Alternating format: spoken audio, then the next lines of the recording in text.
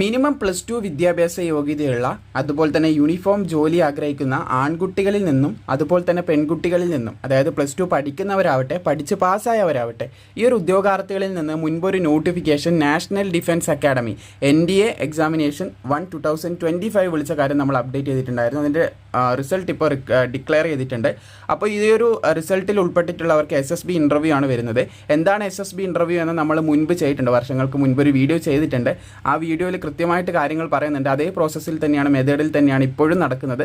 Life track Malayalam SSB interview എന്ന് search ചെയ്താൽ നിങ്ങൾക്ക് അതിൻ്റെ കംപ്ലീറ്റ് ഗൈഡ് ലൈൻസും കാര്യങ്ങളും അവിടെ ലഭിക്കും. 5 ദിവസത്തെ ഒരു ഇൻ്റർവ്യൂ ആണ്. ആ 5 ദിവസങ്ങളിൽ എന്തൊക്കെ നടക്കുമെന്ന് കൃത്യമായിട്ട് കൊടുത്തിട്ടുണ്ട്.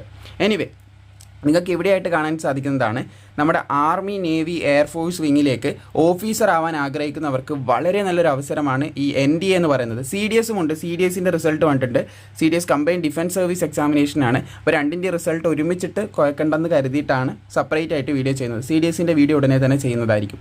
സോ എനിവേ, നിങ്ങൾക്ക് ഇവിടെ കാണാൻ സാധിക്കും NDAൻ്റെ റിസൾട്ട് റിലീസ് ചെയ്തിട്ടുണ്ട്. ഈ ഒരു റിസൾട്ടിൽ ഉൾപ്പെട്ടിട്ടുള്ളവർക്ക് ഇനി നമുക്ക് നെക്സ്റ്റ് സ്റ്റേജ് ആയിട്ടുള്ള ഇൻ്റർവ്യൂ പങ്കെടുക്കാനായിട്ട് സാധിക്കുന്നതാണ്.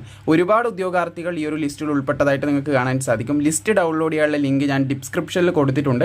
അവിടെ ക്ലിക്ക് ചെയ്താൽ നിങ്ങൾക്ക് കംപ്ലീറ്റ് ഡീറ്റെയിൽസ് മനസ്സിലാക്കി എടുക്കാനായിട്ട് സാധിക്കുന്നതാണ്. ചില ഉദ്യോഗാർത്ഥികൾ പറയുന്നത് കണ്ടിട്ടുണ്ടായിരുന്നു, ഇത്തവണയും എനിക്ക് ലിസ്റ്റിൽ വരാൻ പറ്റിയില്ലെന്ന് പറഞ്ഞിട്ടുണ്ടായിരുന്നു. നിങ്ങൾ ചെയ്യേണ്ട കാര്യം UPSC എക്സാം ആണ്. എവിടെയാണ് നിങ്ങൾക്ക് വീക്ക് പോയിൻ്റ് ഉള്ളത്, അല്ലെങ്കിൽ എന്താണ് നിങ്ങൾക്ക് പറ്റിയിട്ടുള്ള പ്രശ്നമെന്ന് നിങ്ങൾ അനലൈസ് ചെയ്ത് മനസ്സിലാക്കി അത് നിങ്ങൾ എന്ത് ചെയ്യുക, സോർട്ട് ഔട്ട് ചെയ്യാനായിട്ട് ട്രൈ ചെയ്യുക. അതാണ് UPSC എഴുതുന്ന ഉദ്യോഗാർത്ഥിക്ക് ഏറ്റവും കൂടുതൽ ആവശ്യമായിട്ടുള്ളൊരു കാര്യം. ആദ്യത്തെ എക്സാമിൽ എന്തൊക്കെ തെറ്റുകൾ നമ്മൾ വരുത്തിയിട്ടുണ്ട് അത് മാറ്റി രണ്ടാമത്തെ എക്സാമിൽ കുറച്ചുകൂടെ ബെറ്റർ ആയിട്ട് പെർഫോം ചെയ്യാനായിട്ടാണ് നമ്മൾ ചെയ്യേണ്ടത്. സോ ആ ഒരു കാര്യം നിങ്ങൾ പ്രത്യേകം ശ്രദ്ധിച്ചിരിക്കുക. എന്തായാലും ഇതിൻ്റെ ലിങ്കും കാര്യങ്ങളൊക്കെ താഴെ ഡിസ്ക്രിപ്ഷനിൽ കൊടുത്തിട്ടുണ്ട്. മാക്സിമം ഇത് സുഹൃത്തുക്കളിലേക്ക് ഷെയർ ചെയ്യാൻ മറക്കണ്ട. അതുപോലെ തന്നെ NDA 2 ഉടനെ വരുന്നുണ്ട്. അത് വരുന്ന സമയത്ത് കൃത്യമായിട്ട് തന്നെ നിങ്ങൾ അപ്ഡേറ്റ് ചെയ്യുന്നതുമായിരിക്കും.